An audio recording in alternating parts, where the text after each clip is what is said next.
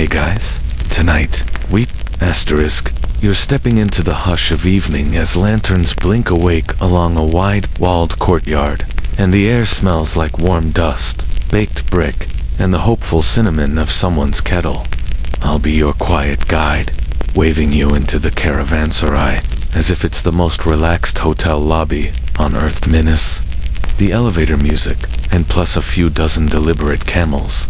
The sky is a blue bowl that forgot to darken itself all the way, and the first stars hang there like thoughtful punctuation. Tiny bells at the gate make a gentle clink, as though the building is clearing its throat to welcome you.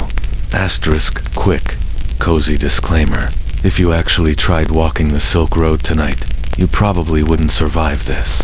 The deserts are demanding, the mountains are moody, and your modern sneakers have the attention span of a fruit fly when they meet gravel. Luckily, this is the bedtime version, soft, tea-scented, and entirely Camel-approved. So, before you get comfortable, take a moment to like the video and subscribe, but only if you genuinely enjoy what I do here. And while you settle under your blanket, tell me in the comments where you're listening from and what time it is there. It's nice to imagine our lanterns glowing across the map, one by one. Now, dim the lights, maybe turn on a fan for that soft background hum, and let's ease into tonight's journey together. The gate folds shut behind you with the confidence of an old book closing, and the courtyard exhales. A fountain, low and round, nudges the quiet with small, patient sounds. Around you, rooms line the walls, like open mouths of cool caves. Some have woven mats half enrolled, others already host a porridge-colored glow of oil lamps. The stones under your boots keep the day's warmth, as if they're storing it for a chilly moment later.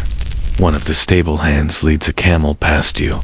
The camel gives you a look that suggests it's read 3 long novels and is unimpressed by your plot twist. You give it a polite nod. You're new here. It clearly runs the place. You shoulder your pack onto a low bench and sort your cargo. The way you sort thoughts at bedtime, slowly, with a few pauses for admiration. In your palm sit tiny tea bricks, no bigger than generous paperweights. Pressed with tidy patterns, little clouds, and a shy tiger, you can snap the corners like chocolate, but tonight you leave them whole. Compressed tea, traveled well across dry distances like this, traded and brewed, sometimes even used like currency in parts of Central Asia and Tibet. People took comfort in the way a brick could be both drink and deal, warm cup and handshake. You smile at the practicality of it. A kind of edible receipt for a friendship. A trader with a rosy scarf settles beside you on the bench and offers a warm hello. The scarf smells faintly of cardamom and road. He hums the last line of a lullaby, he says. He learned 3 caravanserais back. Something about a star that refuses to sleep unless it hears 2 verses and a sip of tea. You hum back your own sleepy tuna melody that has been traveling in your head all day, like a small boat on a gentle river. Somewhere across the courtyard, a woman from farther east calls a child in with a melody that rises and falls like a kite string. Lullabies travel just as steadily as bolts of silk, and somehow they fit into bags better. Historians still wonder if songs like these changed more from mile to mile than the spices did, bending to new languages, the way a reed bends to water. You stand and give your camellias, your camel, the once-over. The pack saddle sits neatly along her back, and the rope braids feel firm under your fingers.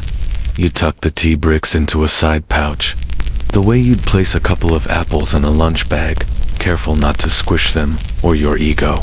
You adjust the bell that hangs near her shoulder, and it jingles with soft, domesticated optimism. There's the standard list to run through. Water skins topped off, straps reknotted with an enthusiasm that says, stable, but stylish. Little cloth sacks of dates and almonds for the road. You brush the dust from a leather pouch, and discover a spare spoon you didn't know you owned. Travel does that, surprises you with extra spoons. Across the courtyard, A keeper, a man whose eyebrows seem to be holding quiet conversations, notes arrivals in a ledger and points newcomers to empty rooms. This is what caravanserais do. They knit a chain of safe havens across long roads, spaced about a day's travel apart, where you can water animals, rest, and trade news. The doors close at night, and the world softens to a manageable size. That much is solid fact, agreed upon by scholars and anyone who's ever sighed with relief at finding a gate open after a day of walking. *11. Endearing tidbit floats your way from the stable. A small stone with a groove is fixed near the hitching posts. It's a measuring stone for feet, 2 scoops level with the groove for a camel, 1 for a horse, and a handful for the extraordinarily stubborn donkey. The groove is worn smooth by years of careful fairness. You run your fingers over it, and realize that even justice can be tactile, something you can feel at the end of a long day. Someone lights a higher lantern, and the courtyard becomes a theater in which everyone agrees not to perform. You accept a small cup from the rosy scarf trader. It's tea, shaved in curls from a brick with a coin edge, brewed with a sliver of dried quince and a pinch of patience. The steam smells like leaf and sun. He tells you that sometimes the bricks are marked so you can break off equal portions for negotiations, and sometimes they crack unpredictably, like laughter, and you just accept whatever size the moment hands you. You nod, because this is also how journeys work. The chatter around you rises and falls in comfortable waves. You Sogdian, Persian, Chinese sentences that meet and merge, smiling at one another like travelers passing through the same soft doorway. A pair of musicians try to sink a reed flute to the pace of their own yawns, and fail cheerfully. Your camel cushes down with a sound that resembles a sofa making up its mind. You slide your palm over her neck, and she emits what might be approval, or simply an opinion about everything. Either way, friendship established. A cook leans out from a corner kitchen and announces that there's flatbread and stew. Nothing dramatic, but the flatbread is warm, the way a fresh idea is warm. Your stomach votes yes. The doorways along the walls each host a different mood. A debate about the price of saffron, a quiet stitching of a worn saddlebag, a discussion about the merits of sheep versus goat for winter wool.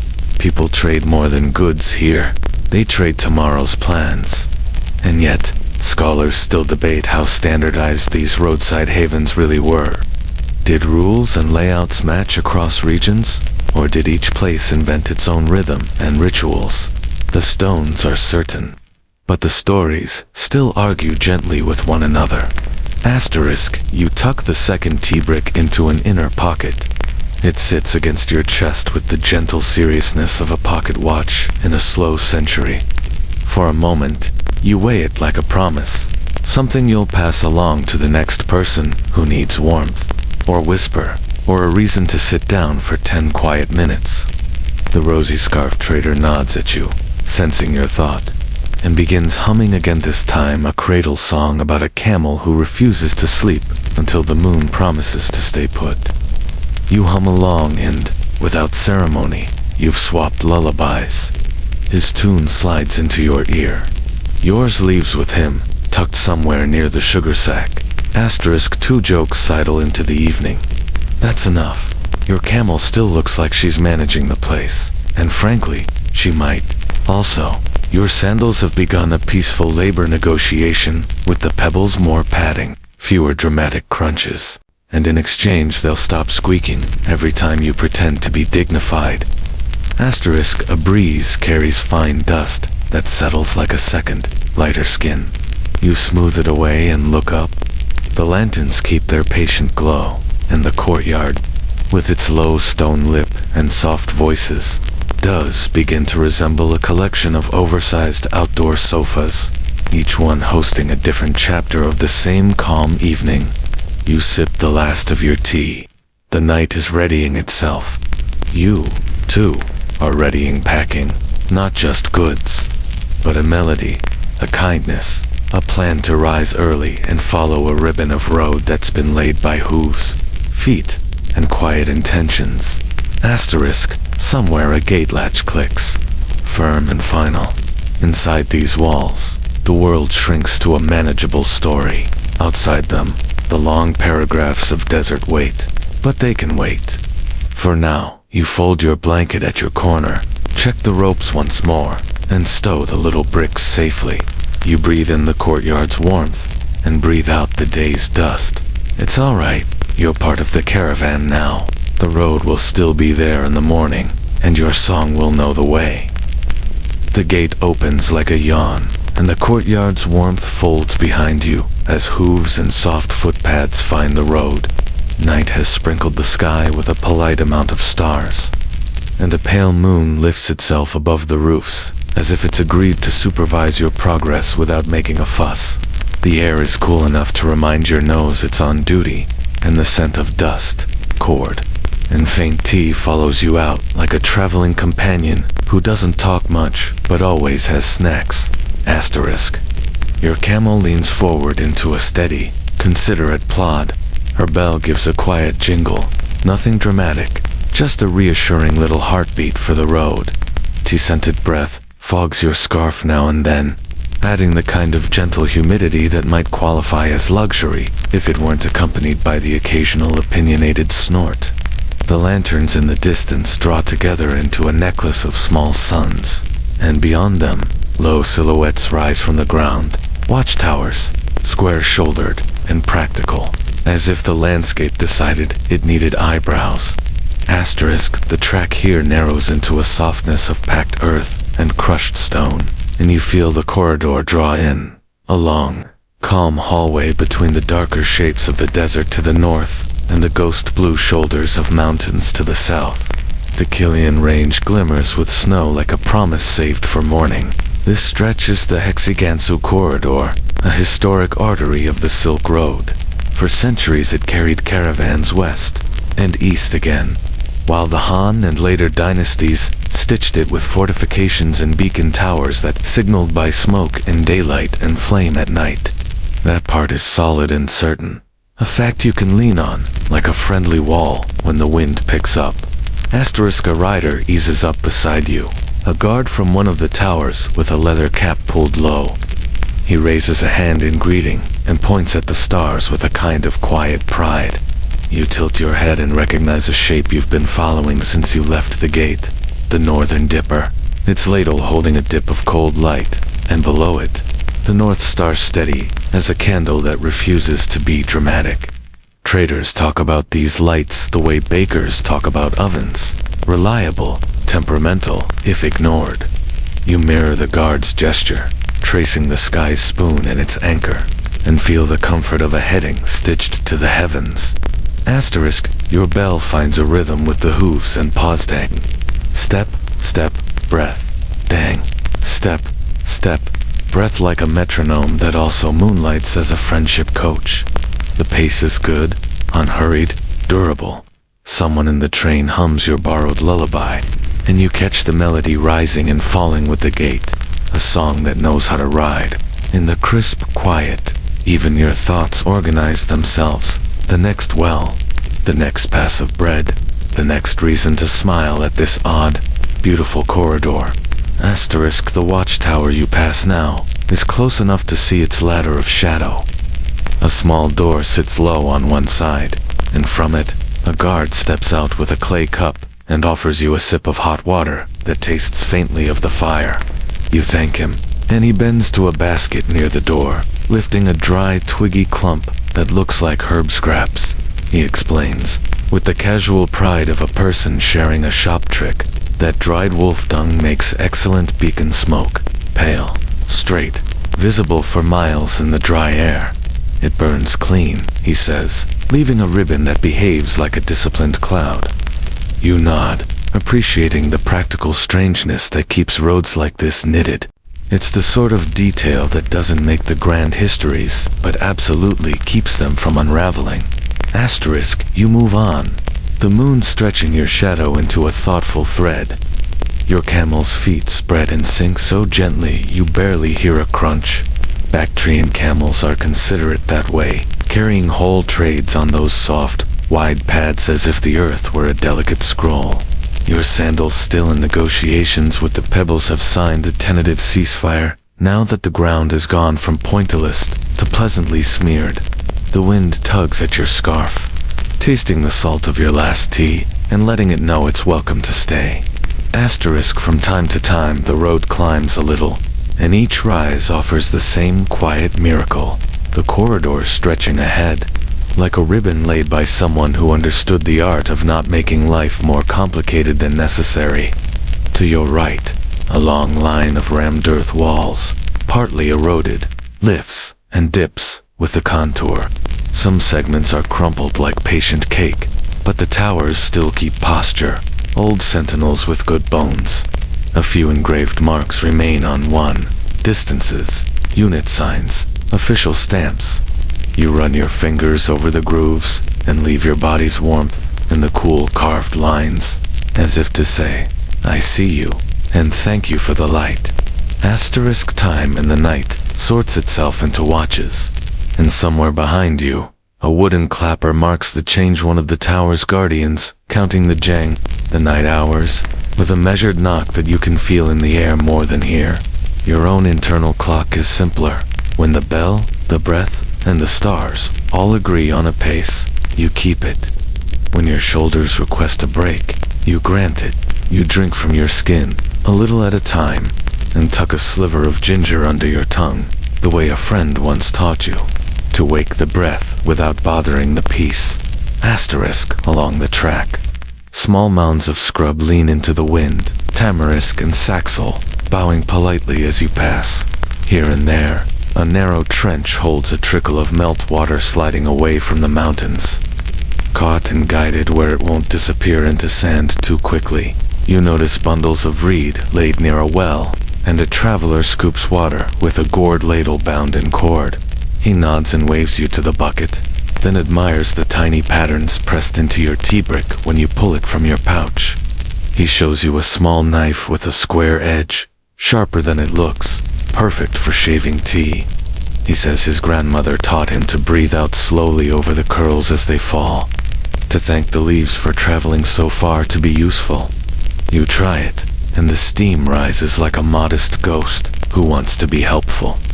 Asterisk night travel is kind to this place, you think, and to travelers who don't mind a sky that keeps them company. And yet, historians still wonder if caravans truly preferred riding by moonlight through the corridor, or if that's a romance invented by road-weary memory. Diaries don't agree, and the desert changes its advice from season to season. Some days the sun is law.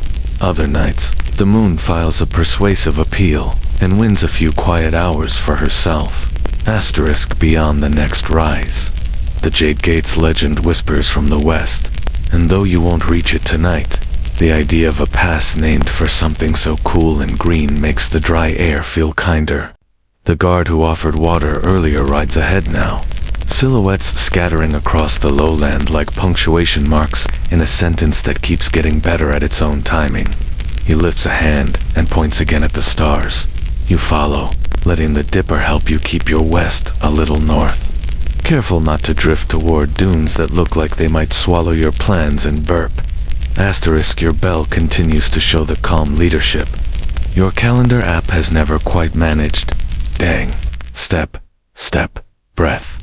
You pass a cluster of thorn bushes that have trapped a ribbon sighted, maybe dropped from a bridal gift flapping a soft applause as you go. You rescue it and tie it to your rein. A quiet flag that doesn't announce anything in particular, but seems pleased to be moving again. The camel approves. Or possibly she approves of everything when it's this cool, and the road doesn't argue. Asterisk the watchtowers thin. The space between them elongates, and the night grows even gentler. You hum a verse of the lullaby you traded for at the Caravanserai, then another that adds an extra note because the sky suggests it. The song doesn't mind. Songs seldom do when the air is this patient. A breeze lifts from the mountainside and brings with it a clean mineral scent like a stone rinsed in snowmelt. You breathe deeper, and the road seems to breathe with you. Asterisk another fact you can feel, as much as know. These towers once held signals that could travel faster than a rider's smoke by day, fire by night, leaping ridge to warn or announce, to weave far places into a single alert. Now they keep quieter duties, offering shade to travelers, a bit of elevation for a better look, a place for stories to rest between legs of the journey. You imagine a signal racing the length of the corridor, then imagine a rumor doing the same, and decide that rumors probably get distracted by the food stalls. Asterisk. The moon sidles toward the mountains, as if it has a secret appointment there, and the road becomes even more ribbon than road, an idea you carry with your feet as much as your eyes. Your camel size, a contented sofa-like sound, and you mirror her, rolling your shoulders under the weight of the night, and finding they've somehow become lighter. You're not in a hurry, and the corridor appreciates that. It's a place that has always rewarded people who understand that patience is its own kind of gate. Asterisk ahead, the sky shows the gentlest suggestion of paler blue, like someone washed one corner with milk. You tuck the last curl of tea into your mouth to soften your breath for one more hour, and promise yourself that the next watch will bring a wall with painted stories and the cool of a cave that remembers every step. For now, the bell, the breath, the stars, and the steady hush of sand beside stone are all the company you need and all the map you require. By morning, the land opens its dry palm and offers you a cliff honeycombed with doorways. The rock rising in tiers like someone carved a library into a sandstone cake. Timber galleries and ladders stitch the face of it, and banners of faded cloth sleep against the railings. Your camel sees the steps and immediately pretends to read an imaginary sign that says, "No camels beyond this point." You pat her approvingly, tie her to a post where other long-lashed supervisors are chewing expertly, and tuck a sliver from your tea brick into your pouch for later. The borrowed lullaby you picked up in the courtyard hums along your breath as you cross the wooden walkway. The notes feel right here, as if they've been waiting against the cliff, patient as shade. Asterisk. Cool air meets you at the threshold of a cave and folds over your shoulders like a respectful shawl. Inside, the light thins into a gentle dusk that holds color as carefully as a museum guard holds a smile. The walls bloom with figures, Buddhas with calm knees, bodhisattvas in silk that seems to move even as the paint stays still, donors and dancers, monks and merchants, everyone leaning toward mercy, or good bookkeeping, or both. Above you, the ceiling becomes a sky of tiny painted medallions, floral knots, and constellations of gold flecks that pretend to be stars and nearly succeed. The cool, damp scent of clay, mineral pigment, and old incense curls into your nose, dusty, sweet, a hint of something like warm stone after rain. Asterisk. A monk is already there, sweeping a corner with a willow broom that might have seniority over the furniture. He's trimming a fray on the bristles with the same care you'd use to clip a string on a kite. He glances up and returns your bow with a nod that says visitors are expected, and so is silence. On a low table sits a neat stack of scrolls tied with cords in blue, yellow, red, like a shelf of very calm serpents. He hums along with your tune without seeming to notice he's doing it, and the sound seems to find a matching line in the paint. A melody that has been hiding in the folds of a robe for a few centuries, and now comes out to stretch. Asterisk. You stand in the soft center of the room and let the murals introduce themselves. Here is a donor with a tiny dog no, bigger than a loaf of bread peeking from his sleeve. Its nose lifted as if it knows it's been immortalized. There, a musician holds a pear-shaped pipa backwards, strumming from behind the shoulder in a flashy style immortalized in Dunhuang dances. You can practically hear the applause paused mid-breath on the lotus thrones. Deities gaze with the kind of patience that could handle late trains, spilled tea, and the endless puzzle of getting two friends to agree on where to eat. Asterisk. You run a careful eye along the blue. It's that sober, deep lapis lazuli, a blue that traveled far, ground from stone mined in distant Afghan mountains, and carried in pouches along the same roads as spices and news. The gold leaf glints hold their ground against time like polite lanterns. Where the robes fall in folds, the green is malachite, the yellow orpiment, the red cinnabar, all names that taste like mineral poems. The rock here is not just rock. It's a document of ingredients, roots, decisions. Widely known now, these Mogao Caves, Dunhuang's 1,000 Buddha grottos, hold hundreds of painted and carved sacred spaces, created and refreshed from the 4th through the 14th centuries along the Silk Road. A long chorus sung by many hands. Asterisk, the monk's broom comes to rest, and he straightens a cord around a scroll, as if looping a ribbon onto mourning.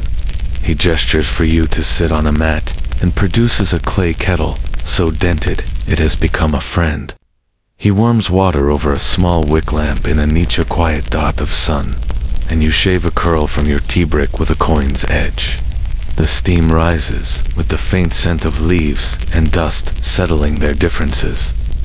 He lifts the corner of one scroll, not to open it, but to show you the neatness of its roll and the silk tail where a title will rest. It's one of many. He hints that there's a side room where texts that are worn, ritual copies, notes from pilgrims, and leftover sutra fragments wait in tidy stacks. He calls it a storeroom with affection, like a family memory kept in the pantry. Asterisk, you sip and listen. The paint seems to hush and then continue whispering. Small squares, the swallow's nest, holes pucker the walls. Reminders of scaffolding where painters once balanced. Pounced outlines through pricked paper, snapped chalk lines, and blended colors with animal glue and gum. In a corner, a faint grid still lingers, the ghost of a draft beneath the final image. You imagine a painter holding his breath to steady a halo, then releasing it slowly to shade a cheek. Some fingerprints, tiny smudges hide near a seam of plaster, visible only if you step close enough to feel slightly nosy. Asterisk, on another wall, a Jodica tale flows in panels like a comic without speech bubbles. A deer with 9 colors offers compassion to a drowning man. Later, the man betrays the deer for favor at court. The deer's eyes forgive with the sort of largeness that defeats pettiness just by existing. The story slides along the wall, patient and instructive, while your lute-playing dancer keeps the rhythm behind it. The lullaby in your mouth warms to match. It's an odd, lovely thought that the song you carry could stick to paint this way, like the note that wood remembers after a favorite bell has rung. Asterisk, the monk sets your cup down and smiles at a corner mandala. He taps the floor twice with his broom, a domestic blessing, and then murmurs about how, centuries from now, a sealed small room off one cave will be opened and discovered, holding tens of thousands of manuscripts and paintings on paper and silk. Commentaries, letters, prayers, contracts, star charts, and a printed treasure from 868, what later readers will call the Diamond Sutra, the oldest dated printed book yet known. He speaks about it like a weather report he has heard in a dream. You nod, letting that fact lodge gently beside your tea ink, woodblock, and the calm certainty of a date that rides through time. Asterisk. You glance back at the stack of scrolls in this moment and wonder about the closings and openings of rooms, the way knowledge sometimes hides to survive. Historians still wonder if that famous library chamber was sealed to protect sacred texts from approaching troubles, to retire ritual copies with honor, or simply to control a collection that had grown unruly with gifts and drafts, an archival decision wrapped in the cloth of a cave. The debate is an old tea that keeps giving flavor, and you like that. Not everything needs to end in a slam-dunk conclusion. The murals nod in agreement, or maybe the candle flickers. Asterisk around the edges. Smaller figures from far places mingle. A trader in a Sogdian cap, a woman with a braid like a river. Attendants in costumes that understand both step-wind and palace carpet. The faces are attentively diverse, a painted memory that this road has always been multilingual, and mid-conversation, in a border freeze, you notice shoes, pointed, rounded, strapped. It's a tiny fashion show with a devotional ticket price. You grin, despite yourself. Your own sandals, dusty and principled, attempt to look presentable in such company, and stop squeaking in embarrassment. Asterisk. The monk pours a final bit of tea, and flicks a straw to settle the wick. He points up, and you follow his finger to a ceiling patterned with small heavenly guardians tucked into diamonds and squares. Each one holds an instrument, or a lotus, or a miniature pagoda, busy and serene, like a very organized cloud party. There are tiny cracks here and there, hairline and gentle, the natural settling of paint across centuries. He touches one lightly, and shrugs with the patience of a caretaker who knows that time is a collaborator, not just a thief. Asterisk, a lesser-known whisper, rides the air with the tea steam. He mentions that some pigments traveled farther than the people who used them, and that a certain blue's grit still sparkles. Under lamplight, because the particles are almost too stubborn to accept binding glue. He jokes softly that the blue has a personality, the way your camel does. The line of his mouth does a small bell curve of amusement. You assure him your camel is agreeable, as long as the stairs stay theoretical. He nods, content that the world still runs on reasonable compromises. Asterisk, you think of the watchtowers behind you, their smoke and flame, and the star spoon that poured you gently west. Here, in this cool grotto, stars are pinned to plaster, precise as a resolved thought. You wonder if the painter glanced up at the night between brushstrokes, confirming arrangements like a baker, checking a recipe. Historians still wonder if particular ceilings echo real constellations, or offer symbolic heavens maps of faith more than of sky. Either way, the effect is the same.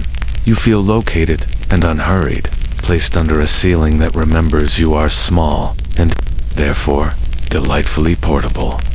Asterisk, your cup empties. The monk's broom leans. The murals settle into their accustomed stillness. You rise and your knees make that polite click they've adopted since sleeping under the stars. At the threshold, the outside brightness pushes gently against the cave's soft dusk. You bow, and the monk inclines his head with that broom solemn gravitas brooms often earn after a lifetime around manuscripts. You offer a corner of your tea brick. He accepts a shaving the way one friend accepts a second cookie to prove the first wasn't an accident. Asterisk. Sand loosens the world into soft curves, and your feet learn the language of edges. The dunes huddle and stretch like a sleeping sea, every ripple a hush. Your camel sways into it with professional calm, a ship that has memorized the tide. The bell at her shoulder resumes its patient metronome dang. Step, step, breath so steady you could hang your heartbeat on it like a coat. Wind writes long cursive along the dune faces. Sentences you'll never read again because the next breeze is already editing. Asterisk, the Taklamakan leans into the horizon, pale gold and milk white under the sun. It's a desert famous for fine sand that moves like opinionated silk, and for roots that prefer the margins. For centuries, caravans skirted north or south along the Tarim Basin's string of oases, places whose names add water to a dry mouth. Hami, Turfan, Korla, Kucha to the north, Meran, Khotan, Yarkhan to the south. The interior is a vast no thank you where dunes pile like quiet mountains. That's the firm fact. Travelers kept close to wells and groves, trading miles for certainty and shade. Asterisk, the air today is gentle, the kind of breeze that treats your scarf like a polite conversation partner. You lift the cloth over your nose and feel how it filters the drift. A trick someone showed you long ago. Thin silk catches grit better than you'd guess, and it does double duty as a water strainer when a well is enthusiastic about sand. You tuck that reminder into your thoughts with the same care you tuck your tea brick into its pouch. Also in the pouch, a few apricots, a piece of sugar brittle, and the backup plan known as sit down and admire the horizon. Asterisk, the dunes near Dunhuang had their own music people call them singing sands, here. 2. A low hum sometimes stirs when the grains slide together. You halt and listen. The sound arrives like a massive cat purring behind a wall, a long note that rises and falls as the slip face shifts. You hum along without meaning to. Your camel adds a nasal harmony, which is generous of her, considering you've never once offered to carry her luggage. The desert approves of absurd duets. It has space for all the world's experimental music. Asterisk, you aim for a line of tamarisk that pretends to be a hedge against the sky. Beneath it, a shallow pit left by previous travelers holds a tidy circle of blackened stones. You gather a few dry twigs, and using a secret absolutely everyone knows, 2 cakes of pressed dung. Then coax a small flame that is more attitude than blaze. The kettle perches. When the water sighs, you shave a curl from the tea brick. It falls like a small brown ribbon and unfurls itself into the boil. The steam smells like leaf, smoke, and the straw hat of a friend you haven't met yet. You share a mug with a woman who's been walking behind you. She laughs softly when sand tries to join the party. The desert likes to be in everything, she says. You toast the desert for its social skills, then put the lid on the pot. Asterisk, a lesser-known kindness of this route, at certain wells. Locals swirl the bucket with a handful of smooth pebbles and let it sit just long enough for the silt to fall in love with the bottom. You learned the trick 3 caravans ago and keep a pocket full of conversation stones for just this purpose. Today the water is clear enough, but you jingle the pebbles anyway, because rituals are also drinks. You pour the remainder through your scarf into a skin and feel, with a small private triumph, how the cloth catches a sparkle of grit. Your scarf seems pleased to be useful. It's been auditioning for that role since dawn. Asterisk, you continue. The light walks with you, the kind that glows at the edges of things. Heat slicks the air just enough to lift mirage cities into existence, then let them wander away. Ahead, some long, low mounds break the evenness tamarisk forests that look like brushstrokes pulled by a thoughtful painter. A fox prints the sand with idea-sized paws and regards you with the helpful expression of a librarian who knows where everything is, but would never say out loud. Your camel pretends she didn't see the fox. Foxes are drama, and she is firmly in her minimalism era. Asterisk, you pass a weathered marker, a stack of stones with a bleached branch thrust upright. More suggestion than signpost. These piles little cairns collect along the safest swales and ridge lines, reminding you that the path is a consensus, not a law. Another fact to tuck under your belt: fabrics dyes, and stories walked this way. Light things go far. The wind has always been the postal service of ideas, and dunes, for all their shyness, have overheard more negotiations than most courts. Asterisk, you gauge distance by silhouettes. Dune, dip, tamarisk, sky. Dune, dip, cloud, that can't be bothered to be a cloud. Your body adopts a desert tempo, longer breaths, calmer decisions. You let the borrowed lullaby ride your chest, its rhythm meeting the bells. Every few verses you add a note that feels like a sun-bleached bead. The song doesn't object.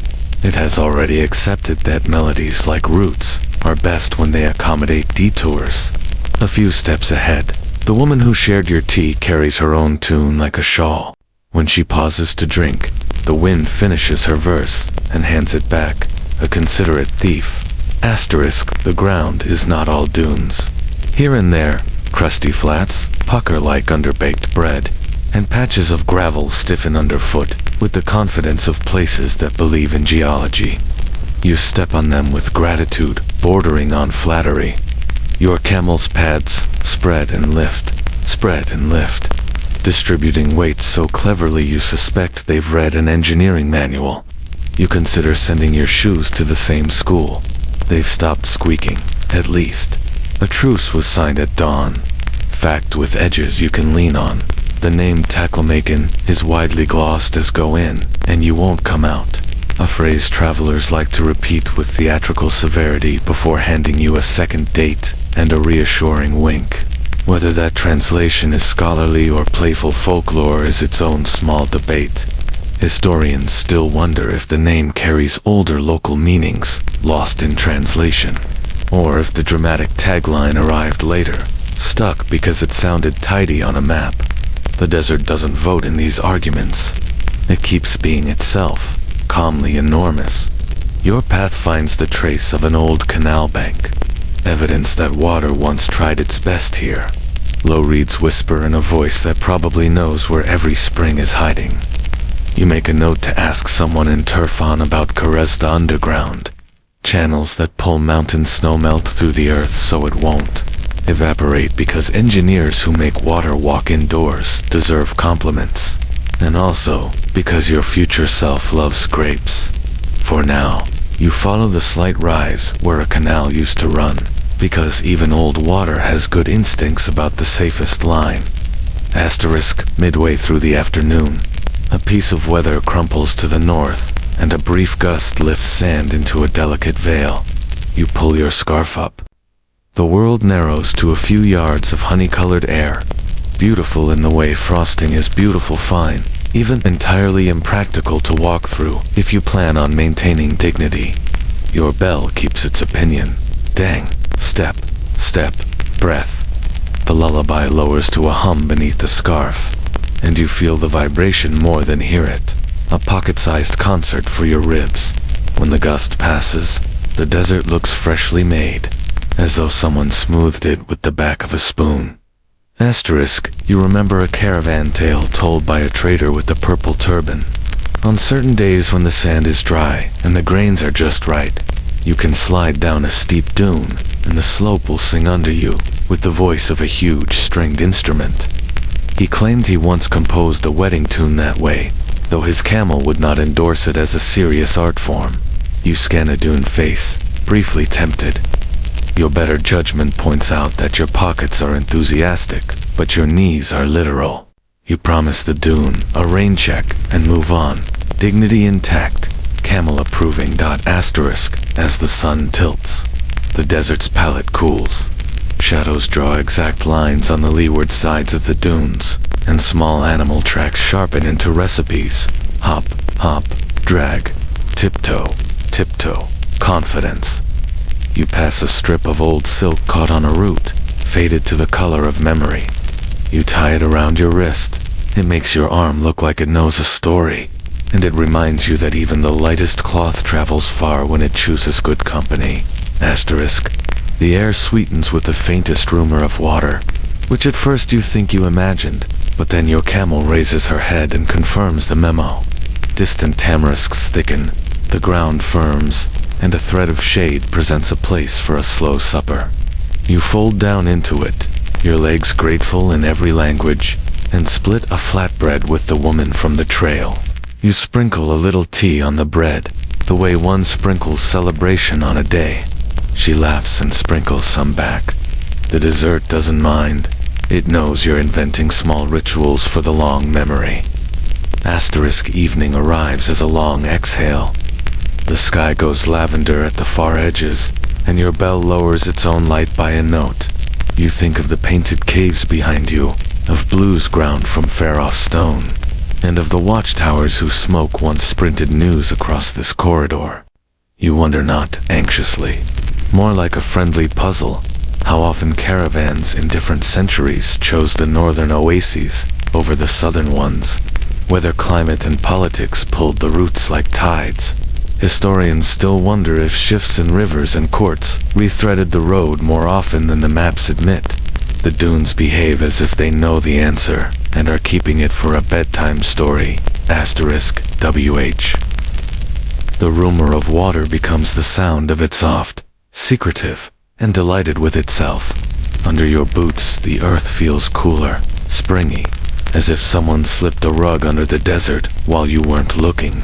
A thin channel murmurs at ankle level, then slips underground again, and you realize you're walking over a web of karezos long, modest tunnels that carry snowmelt from the Tianjin mountains down to thirsty roots without losing it to the griddle-hot air. The path flattens, and a dotted line of small, round shafts hums across the plain like a row of thoughtful buttons, the breathing holes of that hidden waterway. each ringed in stones to keep the sand from wandering in uninvited. Asterisk, your camel lifts her nose, sniffing the air the way a librarian inhales around new books. Shade appears not as a single event, but as a sequence first, a cool smudge, then a pale lattice, then a ceiling of green.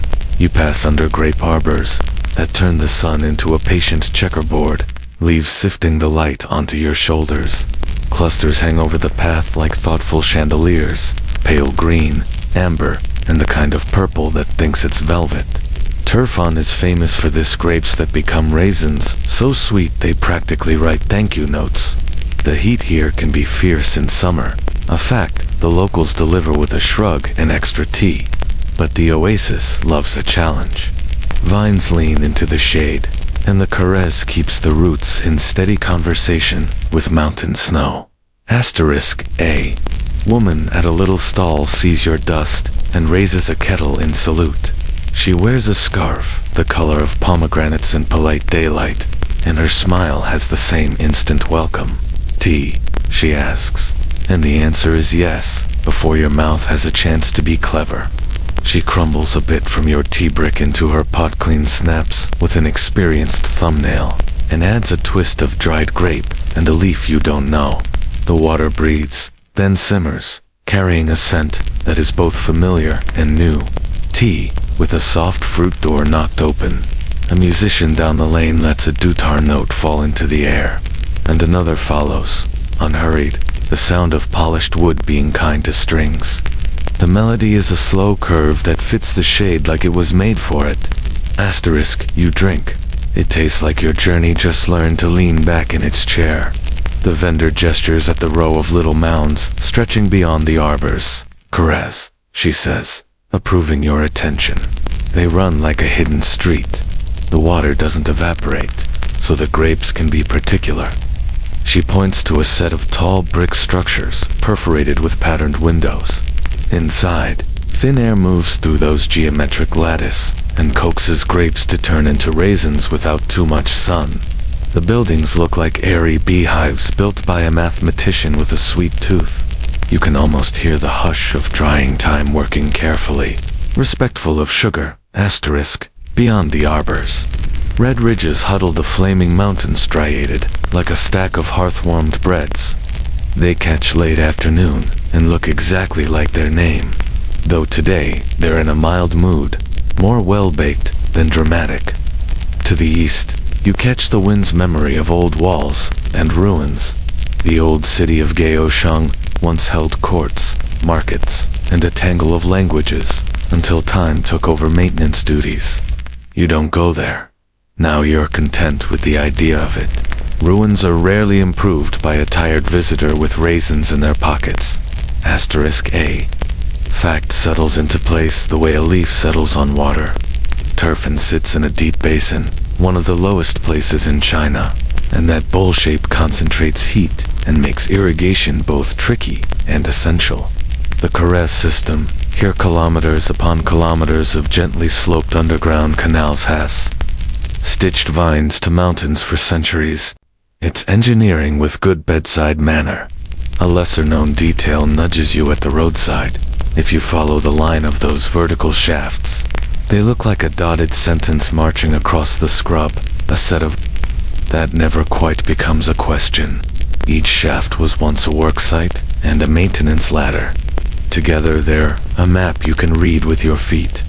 Asterisk, you stroll deeper into the shade. A boy jogs past with a tray of flatbreads studded with sesame, the kind where the center is pressed into a sunflower pattern. Your stomach elects him a local hero. One loaf later, you consider the serious business of crumbs and decide the answer is everywhere. The dutar player's song slides into a tune with more steps. Something that tastes gently of the 12 mukam, those long, intricate sweets that know exactly how to walk a mind from lively to calm. Your lullaby tucks itself into a corner and listens, then quietly hum, like a guest who has learned when to talk and when to hum. Asterisk, the vendor mentions that water shares here can be divided by time, the way some places divide them by volume. A farmer gets the canal for these 2 hours, then the next home for the next 2, everyone counting with shadows or simple clepsydra. You imagine water taking polite turns at doorways, a queue that never rolls its eyes. You watch a man lift a trapstone in the channel and roll his sleeve to let the thread of current slip where it needs to go, then settle the stone back with a practiced thok that sounds like a promise kept. Asterisk, your camel discovers the pleasure of standing under vines and becomes, for a brief and moving moment, a fashion model. A grape leaf lands between her ears like a hat designed by a very practical mill. She wears it with dignity, eyes half closed. You offer her a raisin one, because you've been warned about camels and bribery, and she considers, then accepts with the grace of a sovereign who will remember this gesture in her memoir. 2 jokes is your ration. So here's the second. Your sandals are auditioning for the role of indoor shoes under these arbors, and have never been more optimistic. Asterisk. The tea's second pour is sweeter. The vendor's kettle finally sighs empty, and she rinses it with a ribbon of cool water, tapping the spout against the table in a rhythm that accidentally matches the dutar. She asks where you've come from, and when you say the caves east, she nods like someone filing a recipe. She sings a refrain for notes that step downward like a set of stairs, and you recognize the lullaby's logic immediately. You trade a piece of your own song, and she tucks it into her voice, changes a note to fit a vowel, and hands it back, refurbished and fine. Caravans move textiles. Oases move tunes. Asterisk, historians still wonder if the karez technology here traveled with Sogdian or Persian know-how, the Kanat method of underground channels, or if it sprouted locally, evolving from older wells and clever shade-loving precedent. The arguments are friendly and ongoing, like neighbors disputing whose cat invented the habit of sleeping on everyone's stoop. Whichever path the idea took, the outcome is plain under your boots. Water arriving quietly where leaves need it, even in a place that can singe thought in July. Asterisk, a child shows you a string of raisins sorting by color: pale emerald, amber, burgundy. Each has a name you can't pronounce properly yet, but you taste the differences. Sunlight, shade, the patient gift of air. In the drying houses, grapes hang on thin reeds like lines of poetry. You peek into one, and the floor light is a lattice, the air moving in slightly mathematical drafts. Someone has left a stool in a triangle of sun that looks like it was positioned specifically for the act of thinking kindly about your day. Asterisk, you walk again along the channel, following its whisper. A small brass ladle leans against a stone lip, and next to it, a measuring stick marked by careful notches. You run your hand along the wood. It has the smoothness of things that are used every day for the most ordinary magic. Farther along, a fig tree leans over the water to read its reflection. You cast yours in beside it and look briefly like a traveler who belongs here, which, for today, is true. Asterisk, a breeze carries the smell of tender smoke and meat skewers, then offers it to the shade, where the grapes have the final say. You sit, because that's what shade asks of people, to become furniture for a minute and practice the art of not hurrying. The dutar's melody thins, then thickens, like a thread that's learned how to be rope when necessary and ribbon when not. Your borrowed lullaby finds a home in its curve. You fold a square of tea brick into cloth, a small ritual, because small rituals anchor journeys as surely as handholds anchor ladders. Asterisk, when you stand to go, the vendor presses a handful of raisins into your palm and refuses your coin with the kind of stubborn kindness that defeats arithmetic. You add a sliver of your tea brick to her jar. She grins, because good trades are rarely about equivalence. Under the arbors, light and leaf continue their patient negotiation. Outside of them, the desert is waiting, but with friendlier instincts, now that the water's voice runs below. Asterisk, you step back into the open, the flaming mountains pretending to smolder, and your camel swishes her tail like a metronome for walking. The road turns a little south and a little west, toward a town where lutes braid the lanes and bread echoes with laughter. The bell at your camel's shoulder resumes its gentle decree. Dang, step, step, breath. Your pockets carry raisins and a new verse. Your feet carry the rest. By late afternoon, the road loosens into streets, and music begins before the city does. Notes arrive, first silver and wood-turning corners, like friendly cats. Then come colors.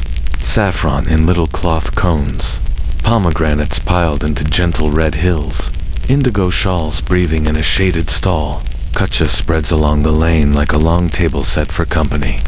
Your camel reviews the scene with her usual managerial calm and parks herself near a water trough as if she has a reservation. You loosen her girths and pat her neck. She pretends to acknowledge you while eyeing a basket of carrot tops 2 stalls away. *A. Lute line threads through steam and dust. The instrument is long-necked. The bowl-shanked strings plucked by fingers that look like they've been practicing kindness all day. The player sits on a low rug with the grounded elegance of someone who negotiates mood for a living. Kucha has a reputation for this music, with a spine and a Smiland court records. Far to the east will praise Quochi music, the sounds of this kingdom that once traveled into the hearts of emperors. That's a fact, with its own drum beat, and you can feel it under everything. Rhythm that knows how to raise a street into a small, portable theater. Lutes bend the air, and the market joins the choir. Copper bowls shine like gentle suns. Spice traders measure saffron threads with the kind of caution you reserve for priceless stamps. Each stamen a bright sigh between their fingers. A woman in a striped robe palms a pomegranate and cracks it with a twist. Ruby arrows whisper into a clay dish like tiny glass beads. You buy one and eat slowly, seed by seed, as if time has turned into edible patience. The juice leaves a moon on your thumb. You lick it away and your lullaby tastes faintly of fruit and dust. Excellent improvements. Both. A pair of Sogdian traders wave you to their stall, their caps bright with tassels that nod as they talk. Their ledgers carry curling letters that look like they practiced acrobatic Sogdian script. Quick and practical, lines that loop like a confident river. They offer a seat and a triangle of bread, still hot from the wall of a clay oven. The loaf is stamped in the middle with a rosette, a cheerful geometry that keeps the bread from puffing and tells you whose oven it came from in case you want more bread stamps. Here are a signature, as much as a design. One trader cracks salt between his fingertips onto the crumb. The crystals barely crunch. He taps a tiny scale into balance and weighs out saffron for a customer with the calm of someone measuring time itself. You tear the bread and pass a piece. Friendship is easy when the food expects it. One trader hums as he wraps a packet, low and round. In your ear catches a phrase that rhymes with your borrowed lullaby. He grins at your grin. From Samarkand, he says, touching his chest. But the road teaches every song to say hello. He sings a small verse about a moon that keeps forgetting it's bedtime, and you answer with your camel's favorite. The one where a bell promises to count to 100 and then keeps counting anyway. The traders laugh, the kind of laugh that understands travel and pockets, and shift the rhythm to fit words that like S sounds. Your song acquires a new fold, and you feel it settle where good folds go spine, breath, easy. A musician near the spice stall adjusts the tied frets on his lute. Little gut bands that slide with a firm thumb, letting him choose notes with a precision that feels like he's drawing with a very sharp pencil. He plucks a phrase and tilts the instrument behind his shoulder for a flourish, grinning while the children gasp. You've seen this trick in paint already, the Dunhuang dancer with the backwards pipa, making everyone in the room hold their breath. Seeing it in the flesh makes the air hiccup in delight. Historians still wonder if performers in places like Kucha gave the pipa behind the back its stage life first, or if it was a wider fashion along the road, a party trick that painted itself into legend as it passed from troupe to troupe. The debate is friendly, like two instruments deciding who gets to start the tune. Asterisk you wander, as the market's lanes braid and unbraid. A dyer lifts cloth from a vat the color of dusk. Indigo drips and darkens the packed earth. A boy with walnuts in his pockets, and absolutely no plan as to what he'll do with them, offers you a handful on principle. You trade 2 raisins in return. This transaction pleases the market's invisible accountant, who notes it in the ledger of good ideas. At a booth of combs and needles, a woman slides a hairpin through your scarf to secure it bone carved with a tiny pair of walking cranes. For the wind, she says. You nod. The wind appreciates its gifts. Asterisk you pass a storyteller occupying a corner the way a teapot occupies a table fully, purposefully, slightly steaming. He pins the crowd's attention with his eyebrows and a reed pen, sketching quick scenes on a scrap of paper to underline a punchline. The paper crinkles under a thin wash of tea as he refills his cup with dramatic inevitability. His story today features a merchant who buys a camel that refuses to travel east on even days. The punchline is that the camel is actually a weather oracle, and the merchant gets rich predicting rain. Your camel, nearby, pretends to be above such things, and then takes a slow, philosophic sip from the trough, as if to say she could do that if she wanted. Asterisk, the Sogdian traders call you back to taste a spice blend. They swear is the reason travelers forgive their shoes. You do, and your shoes immediately begin drafting a thank you note. They package a pinch for you in a scrap of paper and tie it with thread the color of copper bowls. It looks like a promise, small enough to tuck behind your ear. You tuck it into your pouch instead, next to the raisins, because your ear is busy. Asterisk bread arrives again, carried by a girl with flour-dusted forearms and a smile that has very clear management responsibilities at the oven. She shows you the bread stamp her mother uses, a round disc of carved wood pricked with tiny nails or pegs, arranged in a solar burst that leaves crisp patterns on the dough. She smartly taps the stamp like a drum before pressing, quick music for rising dough. It's a small orchestra of breakfast.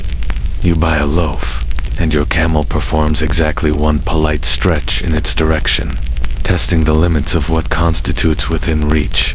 Nice try, Captain. Asterisk, a fact arrives with the ease of a familiar tune. Kucha's musicians were renowned from oasis to court. Texts tell of ensembles sent to the Tang capital, of dances that spun like weather, of melodies that walked a tightrope between trance and cheer. You can feel it here, in the way the lutes draw people together, without asking overly complicated questions. A softer, lesser-known detail slips in behind it. Some players mark their lutes with knots of dyed thread, not as decoration, but as quiet reminders of favorite positions, homemade maps for favorite moods. You watch a musician glance down at a tiny blue knot, and sure enough, the next phrase lands with that particular kind of contentment that sounds like a hammock finding its balance. Asterisk, in a lane of textiles, a weaver lifts a cloth that plays with light, silk and cotton dancing in the weave like a polite argument that decided to become a duet. He runs your fingers along the selvage, murmuring names of patterns that carry places inside them. Samarkand, Khotan, small villages whose vowels like to stack. He asks if you want a length. You would, but your camel points out with a single well-timed exhale that someone has to carry it. You compromise by choosing a ribbon, the color of sky over tile. It will do its duty as a bookmark and a memory. Asterisk, as twilight tilts into the market, lamps wake in niches, and the lute player changes meter. The Sogdian traders close their scales with an affectionate pat and join a circle forming near the bread oven. Someone passes a drum small enough to be reasonable. The girl with flour on her arms leads a melody, low and certain. A cradle song that thinks very highly of moonlight and encourages clouds to take the night off. You follow at the edges until the shape lands in your mouth. It's stubborn in the best way. One of those tunes that behaves like a well-sewn pocket. Everything dropped. Into it will be there in the morning. Asterisk, you trade versus. They borrow your camel bell's patterned dang step, breathened, tuck it under their melody, then hand it back to you with a flourish that makes it feel newly polished. You hum, and the circle hums, and for a moment the market sounds like the inside of a seashell that has memorized cities. The smell of bread and saffron and pomegranate mixes into something far older than any road. Your camel leans her cheek against the trough and closes one eye, which is her version of applause.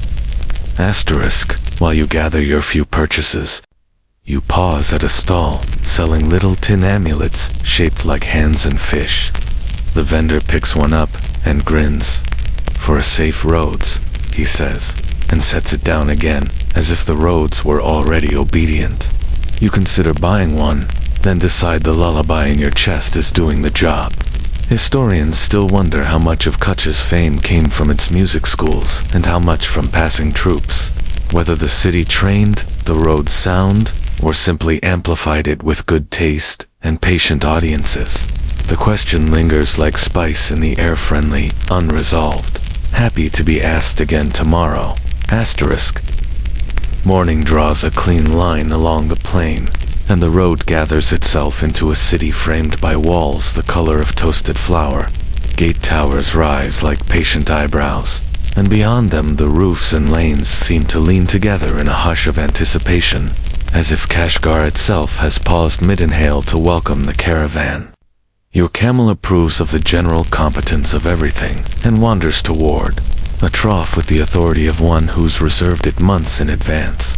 Bells on donkey harnesses make a light, cheerful snowfall of sound, and somewhere close a baker taps dough with a patterned stamp like a tiny drum roll before breakfast. Asterisk at the gate. A wooden beam scale swings from braided ropes, creaking softly as a clerk with an enviably calm mustache sets polished stone weights along the arm. He gestures for your pack.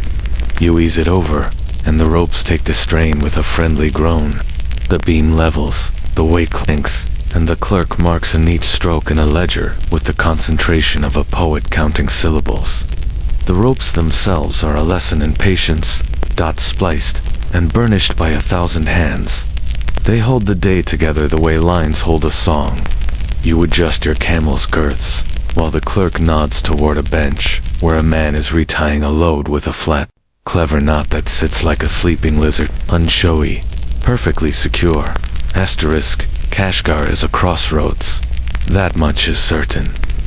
Routes run out from here, like soft spokes one north, through the Toragard toward grasslands and the Fergana Valley. One southwest over the Pamirs, toward Badakhshan and Kabul. One southeast, through Yarkhan and Khotan, where riverbeds polish jade into river light. One back along the Tarim rim you've just walked. Caravans have been arriving, pausing, and deciding here for centuries, piling the air with quiet decisions. Which pass, which season, which tune to hum when the wind gets dramatic. That's the sturdy fact you can lean on as you step under the arch. Kashgar remembers how to receive a road, asterisk inside the walls. The bazaar unfurls in lanes that seem to braid and unbraid as you walk, like a good conversation that never gets competitive. Coppersmiths coax bowls into brightness with small, persuasive hammers. Saddlemakers polish brass studs until they carry tiny suns on their surface.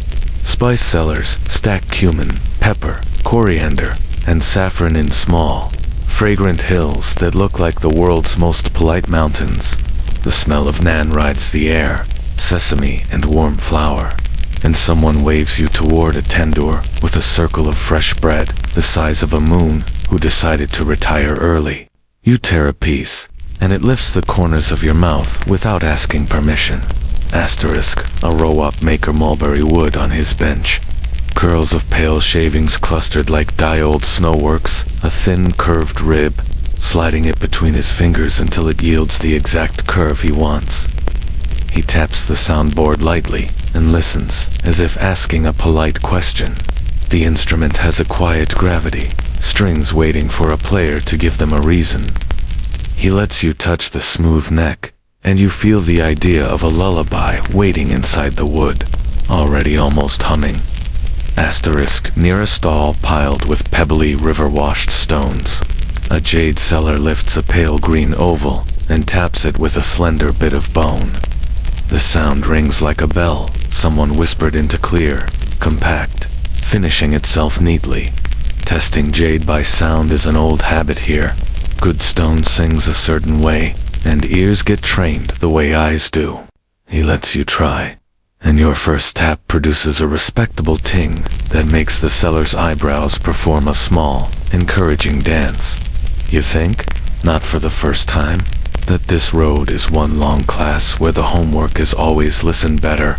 Asterisk, you navigate toward a caravan yard, where long shadows from the walls make a welcome cloth of shade. Ropes creak as loads get redistributed. Walnut oil over here, bolts of cotton over there, bundles of apricot wood for cooking snugged into corners. A packer with hands like map lines shows you a trick.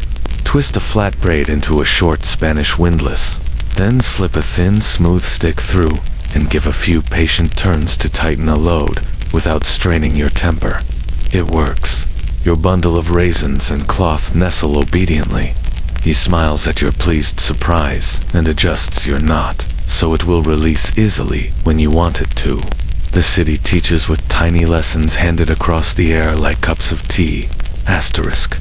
Two traders argue in the friendliest possible way about the price of saffron, but both of them keep smiling and occasionally feed each other testing pinches, as if to say, we are still friends, even while our numbers do a little wrestling. In the end, instead of extra coins, one slides a compact tea brick across the cloth. It's not dramatic, a brick, no bigger than your palm, but it lands like an agreement that recognizes what's useful. A drink, a gift, a bit of currency that also solves the afternoon. The other trader nods, ties the brick at his belt, and snips a pinch of saffron for him anyway. Combarda behaves like a lullaby, less about winning than about ending in the same gentle key. Asterisk. You pass a scribe's corner, where an abacus snaps its beads in purposeful staccato. Black and natural wood, moving like raindrops, deciding where to land. He glances up with ink-smudged fingers, then returns to his column of numbers, lips moving silently, taste-testing sums. You consider your own mental arithmetic, and decide it will be fine, as long as the totals agree with your camel's opinion, which is the only financial metric that has never been wrong. She watches the proceedings with an expression that registers mild interest, as long as someone keeps replenishing the trough with water that has ambitions of being cold. Asterisk A. Noodle puller lifts a loop of dough and stretches it so smoothly you think for a moment it's turning into silk in his hands. He slaps it against the table with a sound like a friendly high five, cuts, tosses, and in moments you're holding a bowl that smells like kindness, broth, chili, a little vinegar, scallion. The noodles are long enough to draft a treaty. You slurp politely, of course, and feel the road settle into your stomach in a very optimistic way. Your second light joke for the day.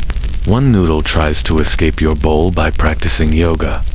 You coax it back, promising the Pamirs later. Asterisk. At the edge of the yard, a woman balances a tray of small, round cheeses shaped like careful moons. She offers you one with a skewer, and you trade a sliver from your tea brick without words. She tucks the dark curl of tea into a twist of paper for later, as pleased with it as you are with the cheese. Nearby, a saddle maker checks the wear on a braided cheek piece and shows you a small leather patch with a carved Tamga family mark pressed into it. He says these marks ride across the steppe with their owners, quietly declaring who made what and where debts and favors should land. You run your thumb over the little sign. It feels like a signature that plans to last. Asterisk. You pause in a courtyard that gathers 3 lanes into one square. An older man with a high cap leans against the wall and hums a tune that stays near the ground. Circling, circling, like a bird that prefers walking. You hum back, offering your borrowed melody, and he nods as if he recognizes a dialect. He shifts your rhythm gently to fit the language on his tongue, adds a turn that resembles the gate's arch, and returns it to you with a smile that says, "Keep it like this, and the mountains will understand." Your lullaby becomes, again, A passport that nobody needs to stamp. Asterisk, a respected truth glides through the air, with the dust motes.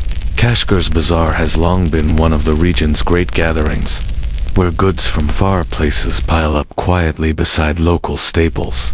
And yet historians still wonder if the famous Sunday market idea one enormous day. Everything at once has been continuous through the centuries, or took its current shape later, reshaped by seasons, politics, and the slow pragmatism of roads. Lanes shift, stalls migrate, walls get rebuilt. The city keeps its character but not necessarily its floor plan. Your feet, which have been approving of shade and soft bread all morning, vote for flexibility. Asterisk, you drift past a lane of harness bells and tassels, red, blue, green, small flashes of color that transform practical straps into something jaunty. You buy a little tassel, the color of your sky blue ribbon, and tie it near your camel's bell. She swivels an ear as it flirts with the breeze, then decides it is acceptable and resumes her career as a connoisseur of troughs. Your last light joke earns you a look. She clearly knows she carries the team, and if she had a ledger, you would owe her any number of raisins and future songs dedicated to her forethought. Asterisk, by the gate, again. A clerk stamps a slip of wood with a seal, a square of red that blooms briefly, then dries to brick. He checks the rope knots one more time, as if to congratulate them for their hard work. You slip a compact tea brick from your pouch and slide it across to a porter who hefts a saddlebag for you. He tucks it into his belt with the economy of someone who takes payment in forms that improve cold mornings. Somewhere behind you, a rawap finds its first note, low and sure, and your borrowed lullaby leans into that pitch with the contentment of a blanket thrown over cool knees. Asterisk, when the land tilts and the air turns glass clear, as if the world has opened a window just for you.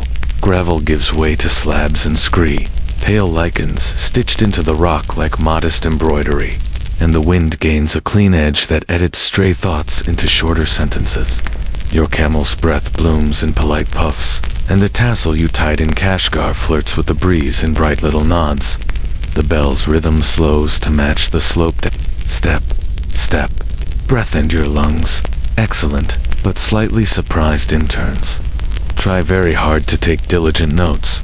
Asterisk, a pair of yaks meet you at a shepherd's camp, where felt walls hold in the warmth like a good secret. They arrive in that calm, shaggy way yaks do, as if someone asked a moving rug to grow horns and do logistics. Their bells are low and wooden, more clunk than chime, the sound of small cupboards agreeing to be helpful. You shift the heaviest bundles, oil, raisins, a nested stack of bowls onto broad backs. Your camel watches the proceedings and accepts. A lighter load with the grace of a senior manager who knows delegation is a virtue. The herder shows you hair ropes braided from yak and camel fibers twisted tight, warm to the touch, even in cold air, and points out with soft pride that they don't stiffen like plant rope when frost has opinions. You run your thumb along a splice. The rope has the good manners of tools that were invented to make mornings easier. Asterisk, the root threads up. Among shoulders of rock where the world's big ranges meet the Pamirs, the roof of the world, where the Tian Shan Kunlan, Hindu Kush, and Karakoram all do their neighborly introductions. That's a firm, friendly fact, and it feels true in your bones as the horizon rises into a ring of enormous, folded paper cranes. Far below, stony rivers try on the idea of being jade for a moment, then hurry off toward valleys with more patience. A stone fort crowns a hill, where the river widens Tashkurgan's ruins, keeping their square, time-smoothed watch. You pause and let your eyes do the old ritual. Look, breathe, think, continue.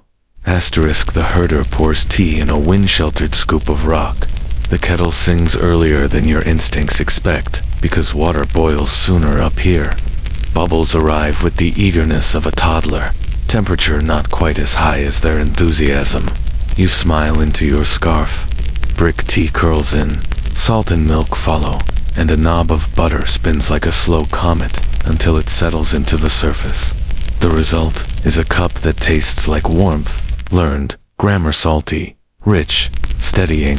Your modern brain names it a beverage, but everything else in you moves it to a better category labeled weather insurance. One light joke arrives with the steam. The kettle seems to think it's done its job early and would like a nap. You forgive it because you, too, feel very accomplished at the end of 3 stairs. Asterisk, the guide cheekbones, wins, eyes full of the practical kindness mountains. Teach walks with you as the slope yawns into a gentler shelf. He tells you a bedtime story the rocks have been telling since before border posts were a hobby. Once, the stars were shepherds who forgot their lanterns in the high valleys at dawn. Every lake and tarn is an honest attempt by the mountain to hold them until night returns to collect what it left. You look over at a bowl of ice-blue water, and it does, in fact, shine like a lantern catching its breath. You decide this is a story you will carry the rest of the way. Possibly forever. Asterisk, the path narrows and braids around snow patches that hang on like polite guests overstaying after a party. Your boots bite, then release. Snow squeaks on neat little shoes on clean floor soundproof. You've stepped into colder grammar. The yaks walk as if the slope is a rumor. Your camel places her feet carefully, disdainful of any rock that thinks it is special. She's good and cold, but you keep her pace thoughtful and her load kinder. The bell keeps a small flame of rhythm alive between you all. Dang. Step, step, breath. Your lullaby adjusts. Fewer syllables, more air. It leans on the notes that do not need explanation. Asterisk on a shoulder below the pass. A small field of stones rises into cairns. Bits of cloth shift from them in the wind ribbons from saddles. Fragments of scarves, cords faded to the gentlest half-colors. People have been leaving thanks here a very long time. A pebble or two, a strip of fabric, a quiet promise to be careful going down the other side. A strip of your sky-blue ribbon wants to join. You tie a short piece to a stone and let it flutter with the shreds, already telling their soft sentences into the air. The guide nods, as if the mountain is pleased to have another line for its collection. Asterisk. You stop at a ruin of a shelter low walls of rock with a hollow for a fire. Dried dung kindles. Juniper twigs add a clean perfume that seems to stand up straight in the cold, while tea fusses at its boiled etzing. The guide breaks a handful of walnuts, balances each half shell on a flat stone, and warms them near the coals until they smell like a bakery that has strong opinions about nuts. You add a raisin to each one, and the combination tastes like a tiny, civilized festival. Your second joke of the day arrives on schedule. Your hat tries very hard to attend a nearby summit without you. You negotiate. Your hairpin assists, and the hat agrees to remain loyal. Asterisk, you lean back and let the sky introduce itself properly. Up here, the Milky Way doesn't just cross the darkness. It sets the table and pours the salt.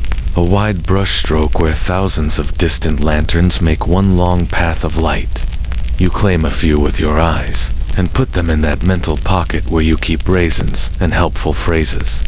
The guide names a star you know and another you don't, then points to a notch in the ridge he calls a good weather door. He says that in autumn, a faint high bell sometimes drifts from that notch at night. Ibex, you ask. He smiles.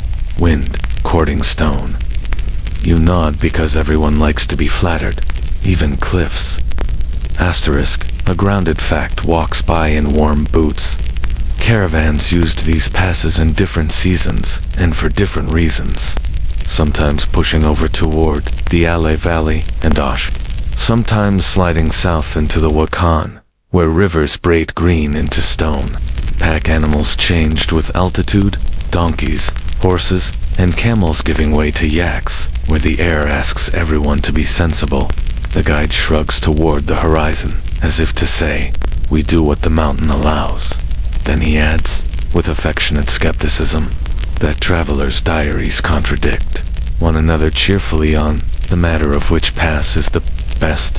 Historians still wonder whether Ptolemy's mysterious stone tower, the landmark, that anchors classical maps of these routes.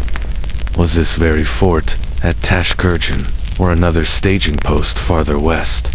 The guesses keep moving like clouds, and the mountain refuses to choose. Asterisk, you walk again. The slope crests, with that quiet, miraculous shift, where the hard part lets go without boasting. A thin banner of wind uncurls over the pass, the kind that tastes like snow kept in a drawer. On the other side, the world pours down in terraces of rock and grass, streams drawing careful cursive in the hollows. A chalky smear of glacier keeps its own counsel in a shaded fold. The yaks chew, as if nothing dramatic has happened. Your camel blinks slowly, unimpressed by geology's big feelings. You feel your shoulders loosen in a way your calendar back home never achieved. Asterisk, a lesser known useful detail joins the tea conversation as you refill cups for the descent. Up here, tea behaves like a shy guest, ever so slightly under-extracted unless you wait longer or add milk and salt to help it open up. The guide shows you how to pinch the rim of the cup with your bare fingers to test temperature. At this height, it's easier to judge heat by touch than by bubble.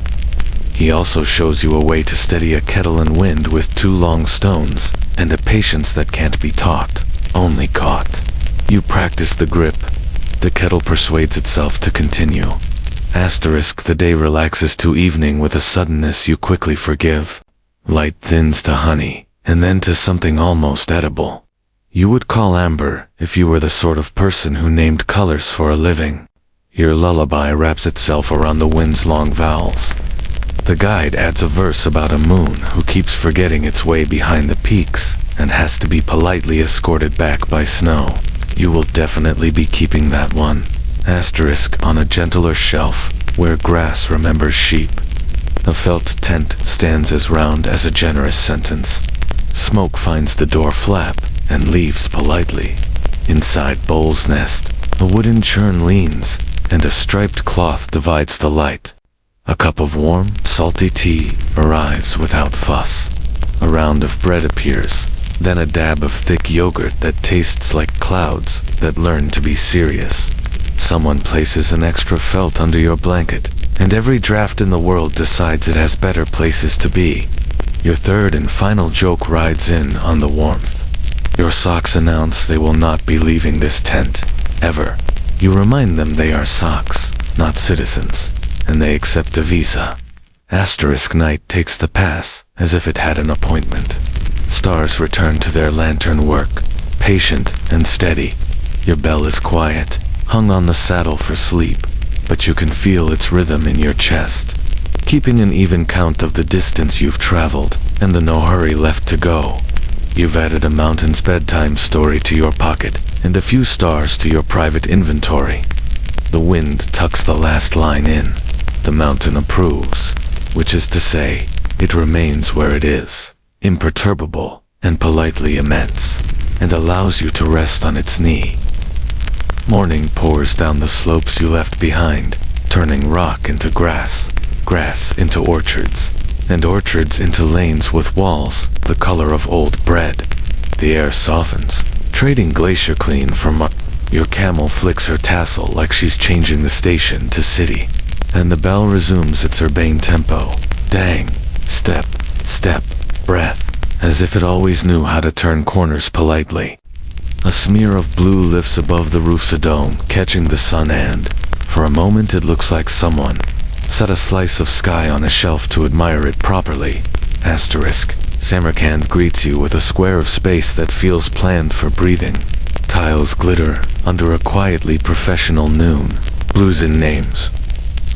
You can taste cobalt, turquoise, lapis climb facades like patient water above the great arched portals. Calligraphy stitched in white and black says the nicest things about knowledge and patience. Its letters walking the walls like travelers whose feet never get tired. In the shaded edges, Mukarnaso's honeycomb vaults turn corners into sugarwork, little caves of geometry that seem to be thinking kindly on your behalf. Your sandals, moved by the math of it all, try to stand some You congratulate their ambition and accept that they will remain their charmingly asymmetrical selves. Asterisk at one edge of the square, a vendor holds up a sheet of amber rock candy and taps it with a spoon until it fractures into comets. Navet, he announces, and the word looks like it was always meant to live inside tea. He calls the smaller shards star food, and yes, you buy a handful because you prefer your astronomy with snacks.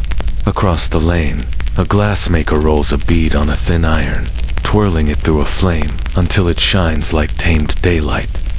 He dots the surface with a thread of white glass that spirals into an eye. Noon sits in the bead and refuses to move, pleased with itself. Everything here seems to know how to hold light and let it go in exactly the right amount. Asterisk. You lean your back against a cool wall and study the tile work near your shoulder. The blue is not one blue, but many fields of mosaic faïences, cut into exact shapes and nudged together. So closely the pattern looks inevitable. A craftsman with hands dusted in grout passes with a bundle of wooden templates tied by string. A star, a rhombus, a kite, a skinny bout. He lays them out for a curious boy and shows how they nest to make infinite lace, the sort of geometry that looks like a miracle until you see the toolkit and realize miracles often travel with rulers. The boy tries 2 arrangements, then 3. The craftsman smiles, makes a note in his head to check the joints later, and moves on. A lesser-known warmth tucked in your ear. Kilns here have a reputation for the sweet scent of apricot wood when firing tiles. You breathe in, and it's there, faint but real. A comfort you didn't know clay could keep. Asterisk your lullaby. A warmed, bell-counted mountain, cooled tests the courtyard's echo. It floats up and hangs where the glazed stars on the vault invite it to make itself comfortable. A student crossing the square hears you and switches keys with no fuss, aligning your tune to the arch's curve the way a stargazer lines up a sight.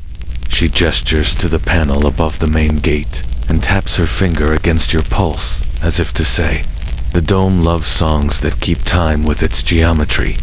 You adjust, and the sound opens, easier, as if the square had quietly shown you where to stand. Asterisk in the afternoon. You let your feet take you to a hill where the wind knows more names. Stone settles into a long, deliberate curve rising from the earth, the remnant of a giant sextant. The heart of Ulabeg's observatory, it is not a little gadget. The arc drops into a deep trench, lined in smooth stone, a slice of sky anchored to ground. In the 15th century, this ruler-scholar measured the heavens here with stunning accuracy, building a star catalog that would glow in astronomy's memory long after court candles burned out. That's the sturdy fact, and standing in the shadow of the instrument turns it into a physical feeling. You trace the stone with your fingers, as if counting the length of a thought. Asterisk a keeper, with a wool cap and a key, that looks like it could open a calendar lets you step closer. He shows you a line etched along the wall, then points to the sky and names a star you've been humming toward for days. We watched it here, he says, night after night. He taps the stone in a sequence that sounds like patience. You taste your navet, and it seems only fair that sugar belongs in a place where people measured light. Asterisk you ask the keeper how the world looks when you are in the habit of counting it. He laughs softly and says, a little steadier. He tells you the sextant likely had a radius wide enough to let tiny angles grow big enough to read. That sighting slits and careful clocks made night into a collaborator, he mentions, almost casually. That Ulabeg's catalog pinned down the obliquity of the ecliptic with enviable precision and timed the year so closely it would make modern watches sit up straighter. Your camel, waiting with what she considers appropriate dignity by a patch of grass, blinks slowly, unimpressed by numbers but extremely impressed by grass. Asterisk, you add a small, friendly puzzle to the wind. Historians still wonder how much of the final catalog came directly from fresh observations here, and how much refined earlier tables and star lists, circulating from scholars across the Islamic world and beyond. The observatory is a conversation in stone, and like all good conversations, it contains quotes and new thoughts braided together. The debate continues, polite and lively, a chorus of footnotes under the stars. Meanwhile, the trench remains, the curve steady as a hand on a pulse. Asterisk back in the city.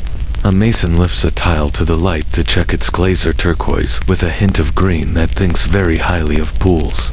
He taps its back. It rings politely. No cracks. He sets it into wet mortar beside a field of white, then draws a brush loaded with black slip to tighten the outline of a letter. The letter curls into itself with a flourish, and then stands firmly upright, like a dancer who has remembered to breathe. A second mason waits the grout with a straw broom dipped in a bucket, the color of summer soup, and murmurs at the line as if coaxing it to lie down straight. You recognize this tone. It's the same one you use with your blanket at night. Baker across the lane hauls moons of bread from a tandoor and stamps, each one with an emblem before it cools away, to keep the surface flat and to sign with pride. He tells you a local joke that bread from Samarkand travels badly, not because it's fragile, but because it learns the city's geometry and refuses to leave. You tear a corner and believe the story immediately. He adds a dash of sesame and a handful of words about melons, how the sweetest ones get hung by the rafters to perfume rooms as they ripen. Some are dried into ribbons for winter, then slides a loaf into your hands and refuses your coin with a shrug that says you are already part of the square. Asterisk. Your camel decides that the domes are enormous bowls and inquires whether the city serves soup on a civic scale. You promise her a more reasonable plan. A trough, a pat, 3 slow breaths. She concedes the point. A lady of modest expectations and impeccable timing. You tie your sky blue ribbon a bit tighter to keep the wind from borrowing it without permission.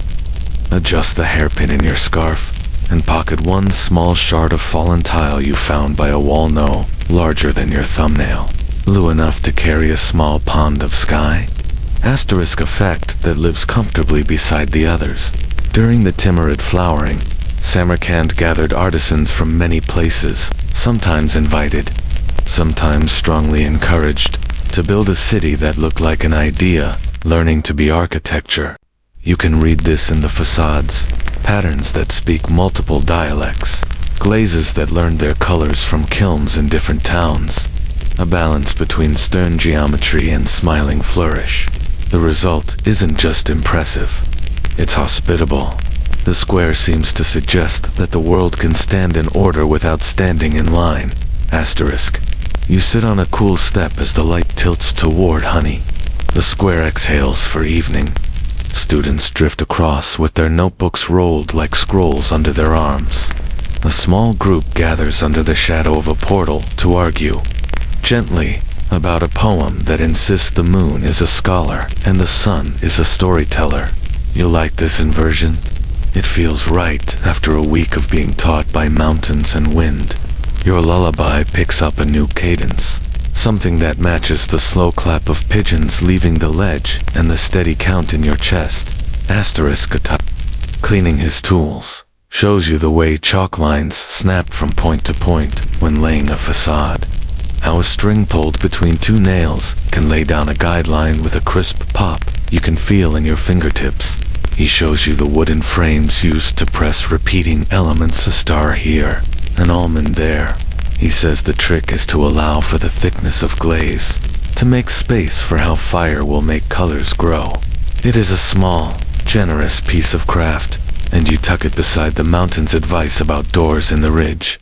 Asterisk.